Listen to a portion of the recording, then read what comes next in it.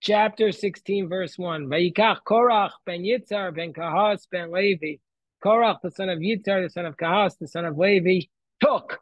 And this is the great question. What did he take? What did he take? It just says he took and never says what he took. And also, Datan va'aviram b'nei Eliav, V'om ben Pelet, b'nei Ruvain. Okay, hold on one second. I have to stop the recording for a second and tell you guys about something. So, Baruch Hashem, we had a diversion, which is my fault, but now we're continuing with Parashas Korach. So Korach, the son of Yitzhar, the son of Kahas, took. What did he take? Rashi says, first of all, Rashi says this passage is expounded very nicely in the Midrash Tanchuma. What does the Midrash Tanchuma say? The Midrash Tanchuma says that Korach came with a very clever argument. What was Korach's argument? Korach's argument was, he was very upset about the mitzvah of tzitzis. He said, it doesn't make any sense. What is the mitzvah of tzitzis? If you have a garment, what do you have to put on the garment? What do you have to put? Fringes. And on the corner of each fringes, what do you have to put? One tcheles for each of the four corners. You have to put one tcheles. So Korach said, let's say the whole garment is made out of tcheles. Do you still need to put tcheles on it? You understand the question? Let's say this shirt was tcheles. Would you need to put tzitzis on if it was four corners like that? Maybe your shirt is actually four corners, right? Your polo shirt, does it have corners? Yeah, it might. Wow, maybe that needs tzitzis. Doesn't have to go farther up. I don't know. You're right. I don't know enough about that, about the garment itself, probably. But right. But if you cut it up more, it probably needs to, Elliot. But anyway, so that's a perfect example because that shirt is almost like the color of tcheles. So he says, if that whole garment was tcheles, would you still need to put tzitzis on it? And Moshe says, yes. So he says, this is ridiculous. One little piece of tcheles knocks out an entire garment. So if the entire garment is tcheles, for sure you don't need to put one little piece of tcheles. That was his argument. And then Korach gave another argument. He said, if you have a room filled with Sefer Torah, do you need to put a mezuzah on that room? And Moshe Rabbeinu said, yes. And he said, it doesn't make any sense. Korach says it makes no sense. If the whole room is covered and protected by two paragraphs of the Torah that are on the outside, then if there's an entire Torah inside, why would you need a paragraph on the outside? So this is Korach's sophistry. It's called sophistry. It's called ridiculous arguments. And that's what the Midrash is referring to. So that's the first Rashi. See, Korach was somebody who comes, there's somebody, I don't want to say his name. He's a very, very, very brilliant lawyer. And he comes here sometimes and studies. He's a great guy, but he's a very, very good arguer. He can argue anything, and he's really good at it. So I said to his wife, how do you ever win an argument with him? So she said to me, I learned right when our marriage started, I learned just because you argue better doesn't mean you're right. So that's the thing with Korach. He can argue better. He has these arguments, but it doesn't mean he's right. You understand what I'm saying? You're going to meet people in your life who can argue better. They're going to be brilliant. They're going to be so smart. That doesn't mean they're right. It doesn't mean they're right. That's the lesson of Korach. He could argue with the best of them, but it doesn't mean he was right. So okay, Asher, please read the Rashi. Vayikach Korach. Vayikach Korach. Atzmo. But so it says Korach took. What did he take? He took himself out of the conversation. He said, I don't want to be part of the conversation. That's a very powerful idea. I don't want to be part of the conversation. You know, people like that, where they just take themselves out. He says, I want to make a fight. He was itching for a fight.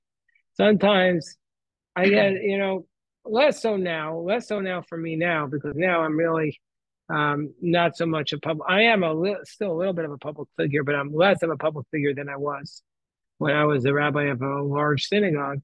But people are always giving you their ideas, and sometimes they're arguing with you. I'm not complaining. I'm just saying that you always have to see what's the person trying to do. What's their intent? Is their intent to really make this community stronger, or is their intent just to cause problems? So Korach was trying to cause problems. That's what Rashi's saying.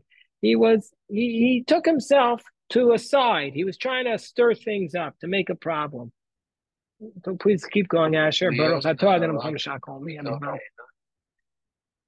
The order Kumuna. Yeah, he said, I'm going to be separate from the community to raise objections to the kahuna. He was very upset about the kahuna. What was he upset about? Was he upset about the concept of the kahuna? Was he upset that how can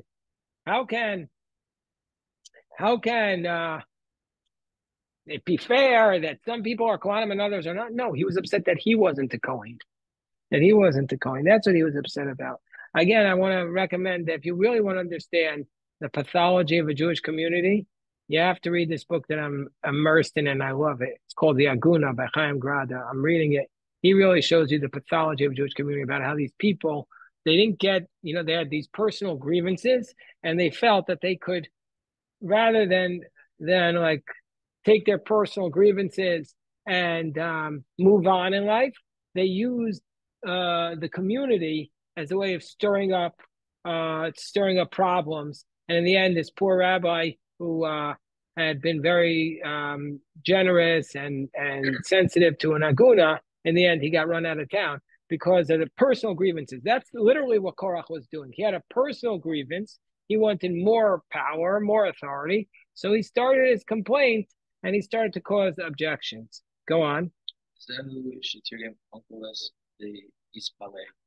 Onkelos, who's Onkelos? You know who Onkelos is? Onkelos is the first commentary on the Talmud, really the Aramaic commentaries in the Gemara. So Onkelos translates the word lakach not as vayikach, not as he took, but as ispaleg. What does ispaleg mean? To cause a fight, to cause a division, like to cause a division, to separate.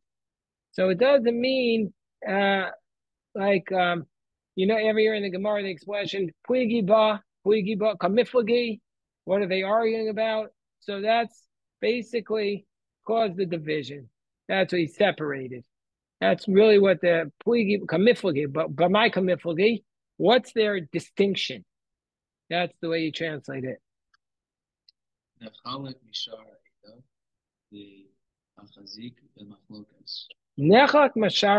He separated himself from the rest of the community to sustain a dispute.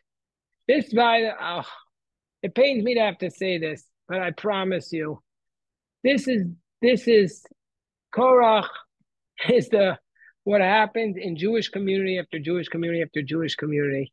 That I promise you, if we found, if there are 1,000 synagogues in America, you could see this type of ridiculous type of fighting, or like this Korach paradigm, and maybe hundreds of them, unfortunately. And it's over, and if anybody would ask what's it over about, nobody would be able to explain it. It's over nonsense. That's why it's a very, very unhealthy group. Because in the case of Korach, first of all, you had God to come in and solve the problem. But most people don't have God coming in and solving the problem. We're not worthy of that anymore. And none of us are anywhere like, even the person who's the most righteous side of the dispute is nowhere near Moses. So we can't solve these problems anymore. We just have to change the paradigm. Or leave that paradigm and start a new paradigm. But that's the issue, that Korach was trying to be machzik b'machokes and it's not just synagogues, it's just life. Like, people love to make fights, and anger is maybe a stronger passion than love, unfortunately. Who agrees with that statement? Yeah, hatred gets people going more than love, right? It's unfortunate. It's unfortunate reality. So that's why this is why I tell my children. Maybe this is a hot take. I have a few hot takes in my life. Okay, this is a hot take. You want to hear a hot take, Yoni?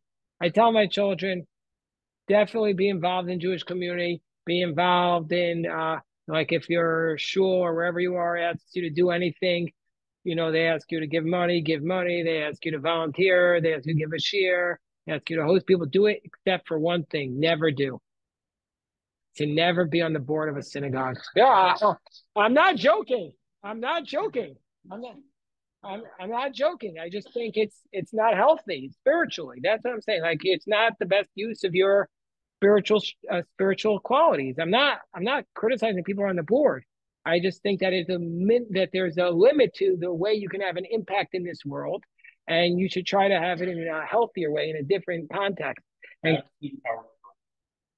it's not absolute power. There's no power there. That's not the point. The point is it's like group dynamic, which is it's not about any specific synagogue or any specific board. It's a group dynamic about a community, which makes it difficult to use that context to achieve a spiritual experience. And then the people who join the board have a very, very hard time using that spiritual community as a source of spiritual strength because it becomes about arguing over the kiddush or any other thing. So that's what I told my children, and maybe they'll listen to me, maybe they won't, but that's my guidance. I don't tell them anything else. I don't tell them anything else in life. I don't tell them where to go to school. I don't tell them what to do professionally. I only tell them don't join. The one thing I tell them is whatever you do, don't join the board of a synagogue. And it's for their own spiritual health. That's what I tell to them. Okay, so now the verse states, keep going, Asher, keep going. Also, it says, why does your heart take you?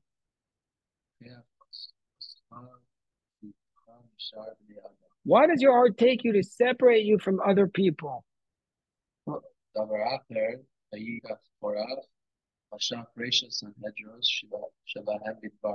Okay, so the first opinion of Vayikach Korach was he took himself off to the side. That's what Vayikach means. He separated himself. But now there's a second explanation that Rashi gives.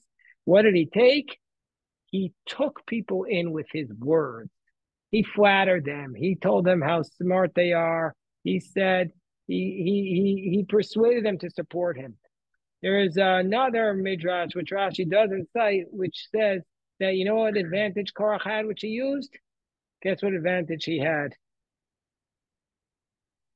He had money, and that's what convinced people to follow him. He had money.